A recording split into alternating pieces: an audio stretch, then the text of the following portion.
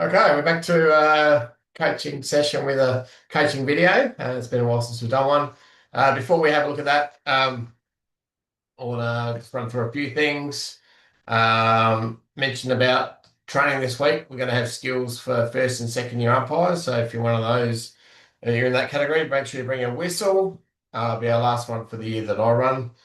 Um, there's a barbecue after training from the Umpires Association, so free barbie and drinks at reduced prices. So that's on this week.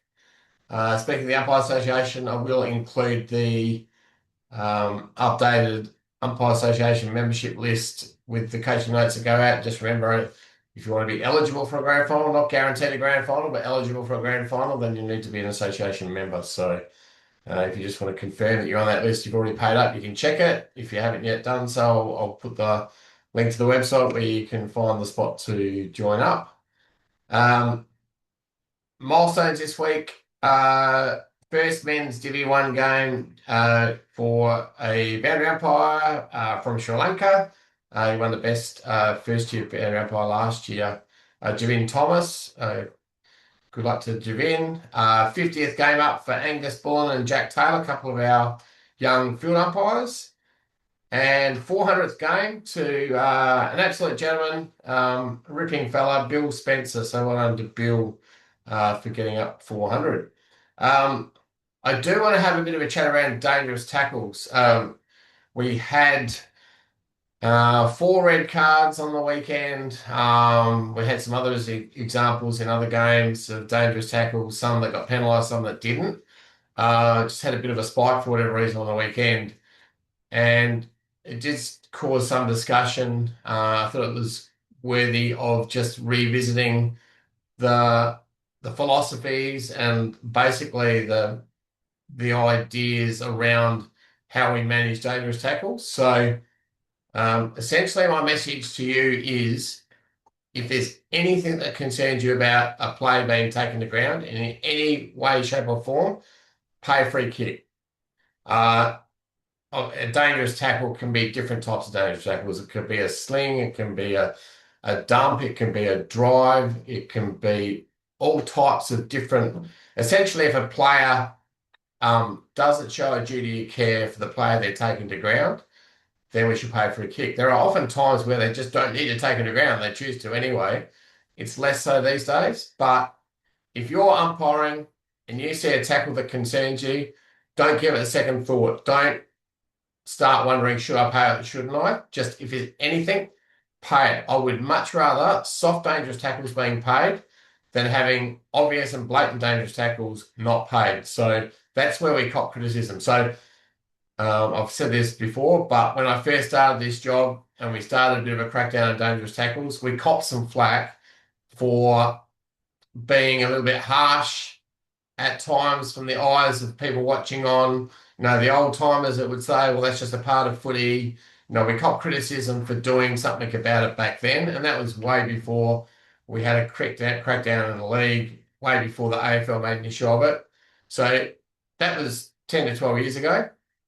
These days, we cop criticism if we're not strong enough or we don't pay it because concussion's such a huge issue. Essentially, everyone's so much more aware of it.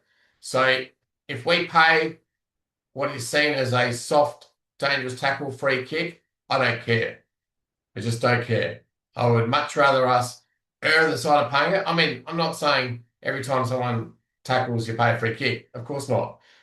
But if you're in any doubt, you're sitting on the fence, is that a dangerous tackle or not? Don't hold your whistle. It's better to pay, err on the side of paying it. So um, if you're umpiring with another umpire and there's a difference of opinion, so one umpire thinks it's a dangerous tackle and one doesn't, the one that thinks it's a dangerous tackle wins out. And if you're the one that thinks it's not a dangerous tackle, too bad. Just go with it. All right. For the biggest, the sake of the bigger picture, essentially, if one umpire thinks that it's a dangerous tackle, whether they're in control or not, they have the final say. So swallow your pride. If someone's coming and paying free kick on top of you, I don't care about whether you think it's right or wrong. At the end of the day, if either of you think it's a dangerous tackle, the umpire that thinks it's a dangerous tackle has the final say. Uh, if we pay a free kick for a dangerous tackle, and then we get a sense that perhaps a free kick is not enough, and the signs can be there's remonstrating or there's like it looks like the player could be injured. We're not meant to diagnose injury, but if it's clear there's been like a significant impact, then it's a good time to pull out a yellow card. So it's not the only times to put out a yellow card, but if I see if I paid a free kick for a dangerous tackle and I've got a whole bunch of remonstrating going on, not only do I think that, you know, it's possibly worthy of a card, it's actually just getting that player off the ground and to reduce the chances of losing control and having, fights going on. So do not hesitate to use a card. If it's a really bad one, then obviously red. More often than not, you're probably going to throw out a yellow. It sends a strong message to everyone that, that dangerous tackles are a real thing. And then it also gives you the license. We don't do this with any other offence. We only do it with dangerous tackles. It gives you the license to give me a call after the game, to have a discussion, and we work out whether we're going to upgrade it. So out of the 4 dangerous tackles on the weekend, 2 of them were given a yellow card. Both umpires contacted me. We upgraded. Unfortunately, 2 didn't even get a free kick paid. That's where we copped a lot of criticism. So yeah, if you initially pay a free kick as you're running in, you can think to yourself, is now a good time to pull a yellow? And if you're not certain whether to give a yellow, just do it. If it's really over the top and it doesn't need one, we can withdraw it later on. Again, it doesn't mean a yellow card has to be used for every dangerous tackles, but if you're wondering whether you should or not, just do it. So I think I've covered everything I needed to there. Has anyone got any questions or comments on dangerous tackles? Honestly, it's the biggest issue in the game at the moment with concussion, and it's a huge thing for the league. It's a huge thing for clubs and players. So we need to play our role. And if you're stuck back in the dark ages of thinking it's just footy, they've got to, toughen up and got to deal with being taken to ground, then like you've got to change your ways. I can't have umpires, not on the same page. And so, yeah, I think I've covered everything I want to say. But if anyone wants to jump in, feel free to. If you've got any questions or comments on anything other than dangerous tackles, is there anything anyone wants to raise from the weekend? If not, we'll go to the videotape. All right. So, a couple of interesting ones to look at with the video. Hopefully you've all had a chance to check it out. I will tell you a bit of a secret on this one. I did a review on, hang on, just bear with me. I'm trying to get the video up. Damn. So just bear with me. I'm having IT problems here. Damn.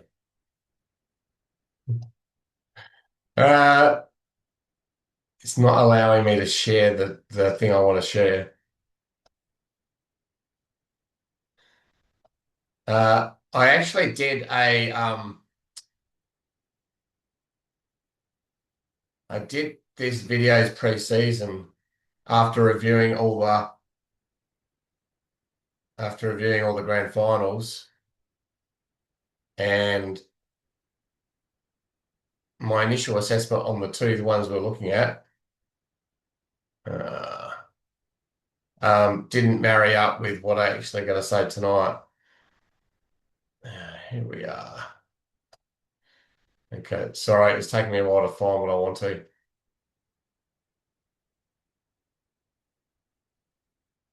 Coaching video. All right, here we go. Finally, apologies for all the delay there. Someone who's had a look at the videos, do you want to just unmute yourself? Well, Chris, you had a chat before. Did you get a chance to have a look at Yeah, I had a look at it it? Yeah, cool. about 5 minutes ago, maybe Uh, 10. the the first couple are really interesting. All right, we'll play the first one. Yeah.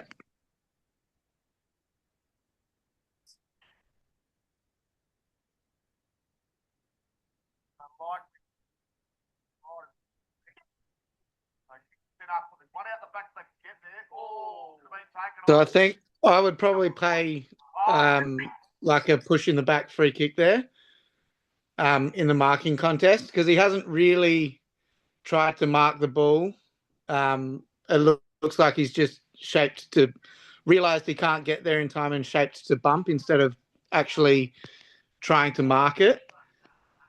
Yeah, Um, and then the second part was obvious holding the ball if you missed that first free kick. But yeah, yeah. yeah, Anyone want to add a different opinion or say anything else? Oh, I looked at that a couple of times and I realised there was a fourth player in that contest when I looked at it a second time, and it looks to me like the guy that did the late hit was actually pushed into the contest. Maybe the umpire had a completely different view to the camera, so I don't know what I can see out of that. Okay,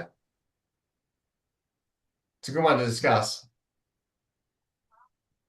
Anyone want to add anything to that? All right. So essentially, the thing in a marking contest is everyone needs to be going for the ball, um, and everyone's who is going for the ball shall be permitted to do so. Yes, if there was a push, it would change things, John. Um, I was actually having a look at this with a couple of people in the office today, and one of them brought that up, and we had a look at it. We can't see on the vision that he actually has been pushed, but if he was, then that could be a reason why you don't pay free kick. But I think the consensus was, once we'd all had a good look at it, initially that the player coming from behind is going for the ball, but at that last moment he stops going for the ball, turns his body, and so yes, a free kick for in the back. Chris, I think is where we landed with it as well. So and obviously holding the ball after that. All right. Well, John, do you want to jump on for the second one? Sure. Did you have a look at this a few times? It's a It really, was one of these I couldn't figure out what was going on, and it might be this one. yeah.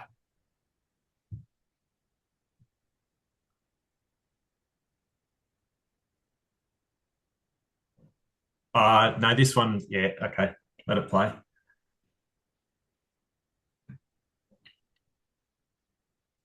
Okay.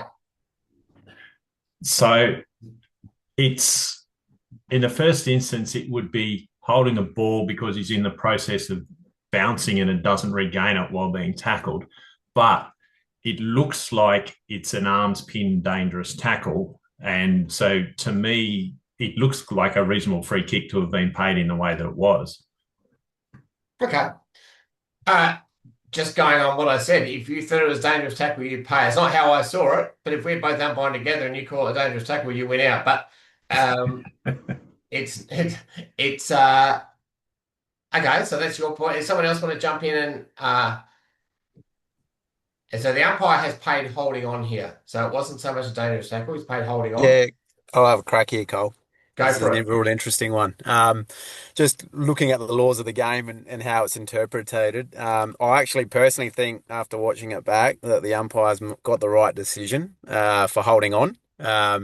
Reason being, if the player is bouncing the ball, he's deemed to have had prior opportunity, but he must be immediately tackled, even if he hasn't got the ball for that to occur. Now, that ball spills. And then I think the trigger there is that he then taps the ball on. So once he taps the ball on, I think it's a new phase of play. And then he's then brought to ground. So for me, that's holding the man. But if he was tackled prior to tapping that ball, I still think that's holding the ball. I think you've summed up pretty well, Frank. So I think when I initially assessed this on the grand final assessments, I rated missed holding the ball. When we were watching it on the in the office today, the two guys were watching with me, both initially said that's holding the ball. And then we did the slow-mo, and then we saw that, just as you said, he's tried to bounce it, it's come back to him, and then he's tapped it forward. So your processing is right, Frank. Like, it is essentially uh, going to be holding the ball if he's tackled before he takes possession of it again, because Correct. he then taps it forward. It's a new part. It's the next step. So your thought process is spot on. It's a really, really interesting one, and I reckon if you paid holding the ball, I wouldn't be super critical of it, and He's you would done well get. to get that, whether he didn't know it and he's got it right accidentally, but that was a really good get. So Yeah, we'll give a shout out to Bentley. Bentley Galvin was the umpire, but done well. yeah. So, but just to clear up the rule in that case, uh, the old Richmond player. Who am I thinking of? Who's the legendary Richmond? Kevin Bartlett. Was that? Kevin Bartlett. Yeah. So he used to bounce the ball in front of him while being tackled, or just as before he's about to get tackled, and he used to get free kicks for holding on because he bounced it. And they changed the rule to say if you bounce it, it still counts as being in possession. So in this case here, as you said, Frank, if he was tackled just slightly before, after he'd bounced it, you'd pay on the ball. But yeah, it's the fact that it's come back to him and then he's then chosen to tap it forward, then the tackler doesn't have the right to tackle. It's a super interesting one.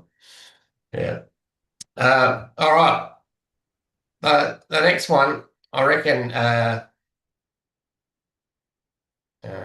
John, you were saying you weren't quite sure what to make of it. This is probably the one. Cross, do you want to unmute yourself?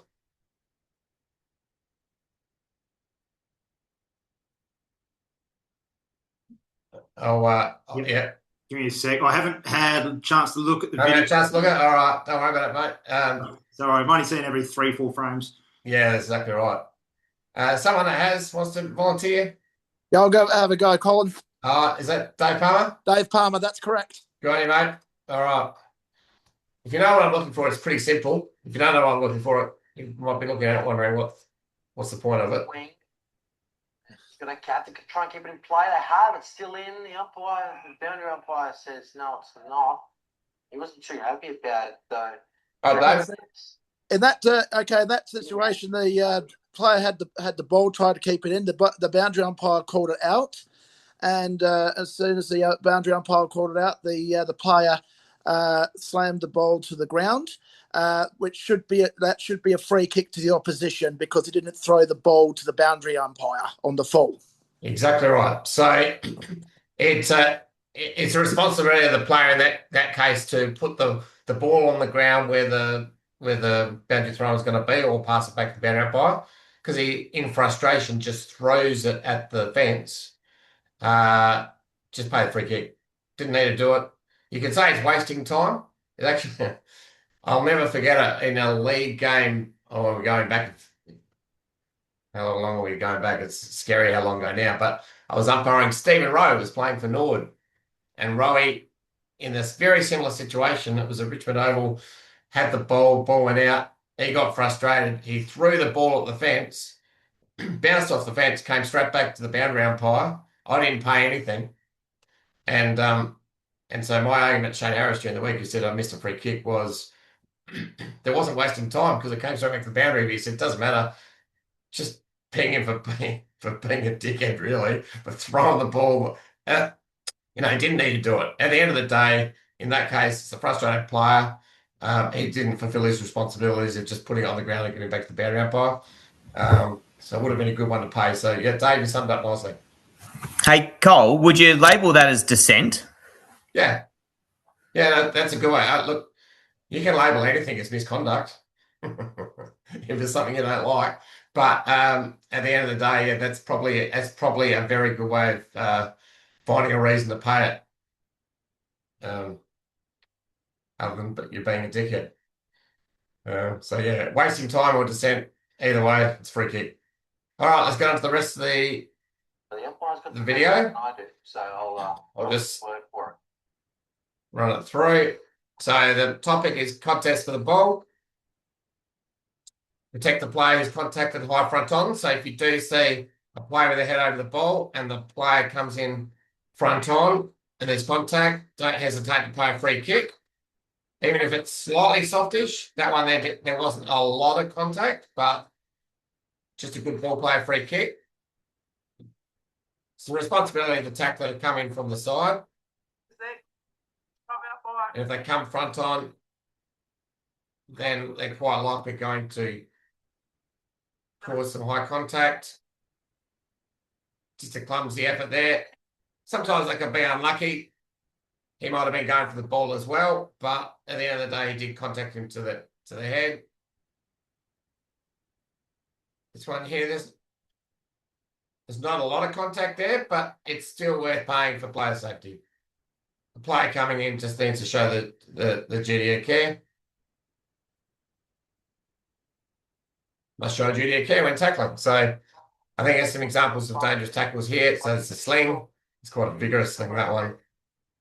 Free kick. I wouldn't be fussed if that was a yellow. Bronson heels.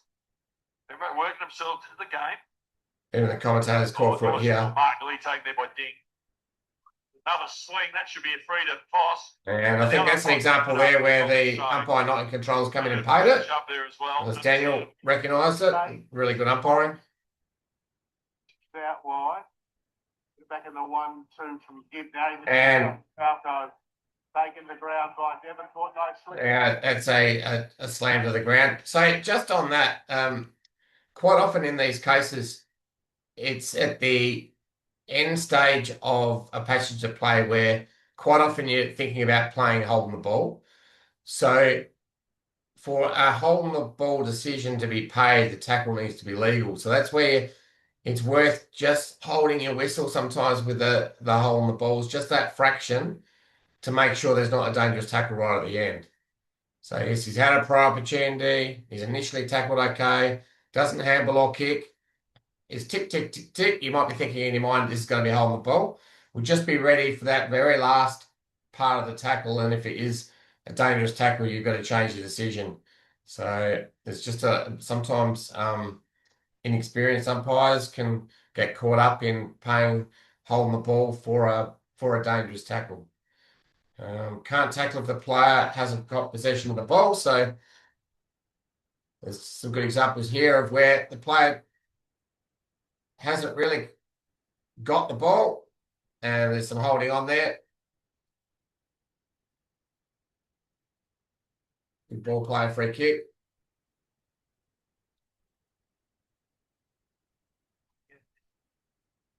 And similarly here. Ball spills free and the tackle just holds too long and he's thrown to the ground. So initially there's probably he's able to be tackled, but as the ball spills free, the tackler's got to realise it and let him go where he doesn't there. Ball spills free and he's stopped from actually contesting the ball. So really good pick up from Pat. Always look for the tackler who lands on the back of the player with the ball. These are the push in the back free kicks that if you're on the right angle, you should be able to get. So everything's fine there until that last part where he's just landed his back.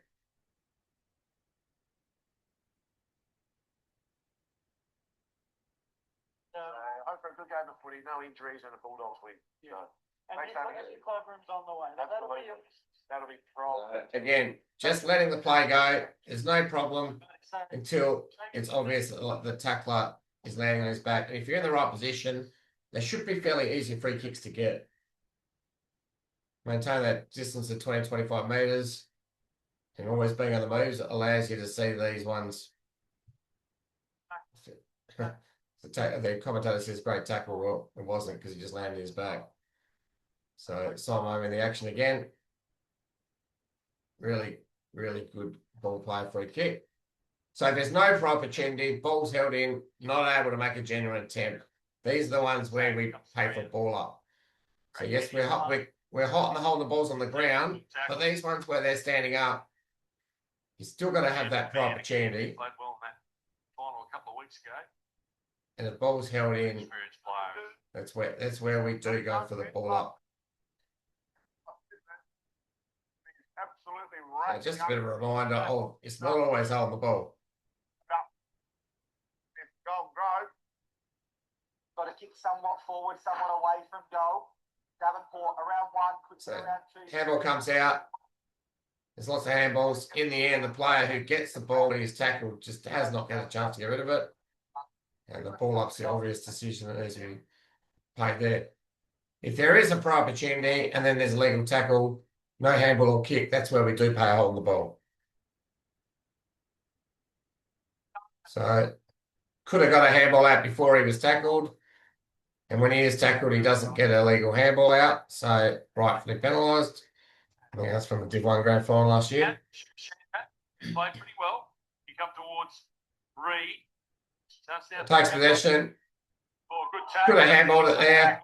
On Wilkins. And before it crosses the boundary line, the ball spills free. And so that's a good hole in the ball decision. Did very well. When the boundary line is there, if he crosses the line, the ball crosses the line before before the ball spills free, it'd be a throw-in. But in that case there, the ball spills free before it crosses the line, so holding the ball's the right decision. Yeah. Doesn't get the handball's not there. It's not a legal handball. There's definitely a prior opportunity. Tackle was fine, so good on the ball. So the final message: we need to really protect the player first the ball. And if we're going to make a mistake, on the side of the ball play, you get sick of me saying that, but that's really the key to our key to umpiring well at our level. All right. Any questions at all? Anything else before we wind up? All right. So we've got barbecue after training this week. Skill drills the first and second years. I haven't looked at the latest weather forecast, but hopefully it's not looking too bad, I would think. Last Saturday was magnificent. We're gonna have that every week. Bit of spring in the air, even though we're not at spring, but it's certainly heading towards finals, not far away. So we've got clubs playing for final spots, trying to avoid relegation. Whatever game you're in, there's usually something at the end of it. So we just need to make sure we're at the top of our game. All the best for the week ahead. Look forward to seeing most on Wednesday.